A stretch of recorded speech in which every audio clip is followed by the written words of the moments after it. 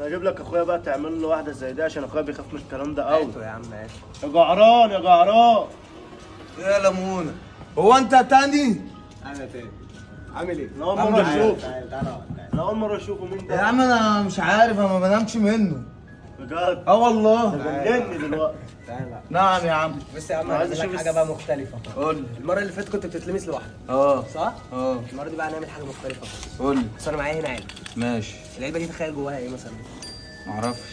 جواها علبه ماشي. تانية؟ حلو. حلو. العلبه دي بقى جواها ايه؟ علبه؟ لا مش علبة للدرجات، هي جواها زهره. زهر. حلو. متاكد الاول ان الزهره دي عاديه؟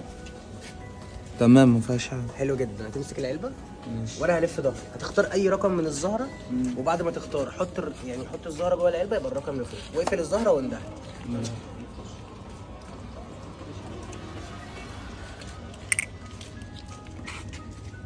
خلاص؟ ثانية واحدة. ثانية واحدة. ها؟ ماشي. بص من هنا اقدر اشوف حاجه؟ لا. طب من ورا من هنا؟ لا. ما اقدرش برضه صح؟ ماشي. احنا هنحط العلبه دي جوه العلبه دي. ماشي. افتح ايدك. هنحط العلبه فوق ايدك كده وعايزك تفكر في الرقم اللي انت اخترته، اقعد قوله كتير ورا بعض كده. 3. ايه يا عم اللي انت بتقوله ده يا عم؟ تعالى خد. تعالى. افتكروا يا جماعه كل ده خفه يد، مفيش فيه اي سحر، انا هدفي بس انكم كلكم تكونوا مبسوطين. شكرا جدا ليك.